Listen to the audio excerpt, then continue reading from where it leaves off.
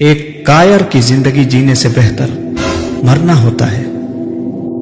2 सितंबर 2010 35 साल का गोरखा सैनिक विष्णु श्रेष्ठा उस शाम किसी लड़ाई की उम्मीद नहीं किए था। उसकी ट्रेन मौर्य एक्सप्रेस गरजते हुए पश्चिम बंगाल के घने जंगलों के अंधेरे को चीरते हुए गुजर रही थी और यह नेपाली मूल का पूर्व भारतीय सैनिक चुपचाप खिड़की से रात के शांत आसमान को निहार रहा था। गोरखा इन्फेंट्री के दिग्गज जवान ने अपने जीवन में बहुत सी लड़ाइयां देखी थी और अपनी असॉल्ट राइफल और खतरनाक खुखरी से दर्जनों दुश्मनों को धूल चटाया था। अब रिटायरमेंट के बाद वह अपने समृद्ध पहाड़ी क्षेत्र में घर बसाना चाहता था और एक शांत जीवन की उम्मीद किए था, लेकिन थके हुए को आराम कहां।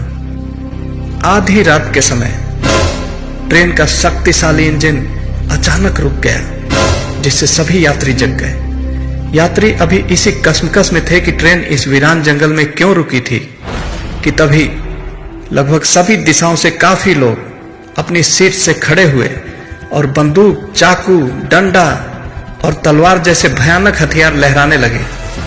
वो चिल्लाते हुए सबको शांत बैठने के लिए कहने लगे। जैसे इतना ही काफी न था, साइड डोर से दर्जनों हथियार बंद डकैत घुस गए और जबरदस्त लूटपाट शुरू कर दी। इस खतरनाक परिस्थिति में विष्णु श्रेष्ठा शांत बैठा रहा, चुपचाप। यहां तक कि जब डकैतों ने उसका पर्स छीना तब भी वह चुप रहा, एक सच्चे बहादुर की तरह। वह जानता था कि यह उसकी लड़ाई नहीं थी, बस चंद रुपयों के लिए जिंदगी दांव पर लगाना सही नहीं था।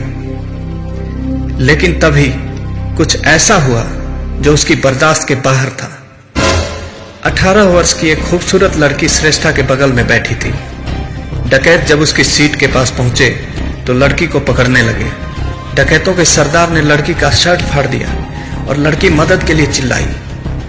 बस करो, चीखते हुए विष्णु अपनी सीट से खड़ा हुआ और भावी रेपिस्ट को लड़की के ऊपर से खींचकर उसको मानव ढाल बनाते हुए अपनी खुखरी बाहर निकाला और एक डकैत का गर्दन काट दिया। अगले 15 मिनटों तक विष्णु ने ट्रेन की पूरी बोगी में दौड़ते हुए उन डकैतों को काटना, घोंपना और फाड़ना जारी रखा। उसने पेन से थोड़े से बड़े हथियार खुखरी से 40 खूंखार डकैतों को नाको चने चबवा दिया।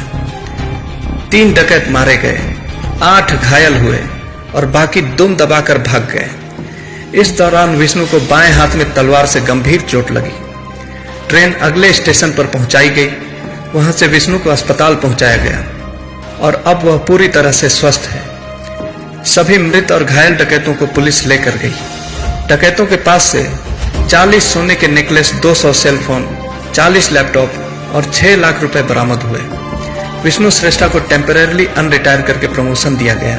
भारत सरकार ने डकैतों के ऊपर रखा गया इनाम भी विष्णु को सौंपा। उसको जीवन भर हवाई टिकट और रेल टिकट पर छूट दिया गया। उसकी असीम साहस, बहादुरी और फर्ज के प्रति निष्ठा के लिए भारत सरकार ने उसको सेना मेडल से नवाजा। दिलचस्प बात यह है कि उस लड़की की फैमिली ने विष्णु को 4 लाख का इनाम देने की बात की, पर विष्णु ने यह कहते हुए मना कर दिया कि युद्ध में दुश्मनों से लड़ना मेरे सैनिक होने का फर्ज है, ट्रेन में डकैतों को धूल चटाना मेरे इंसान होने का फर्ज था।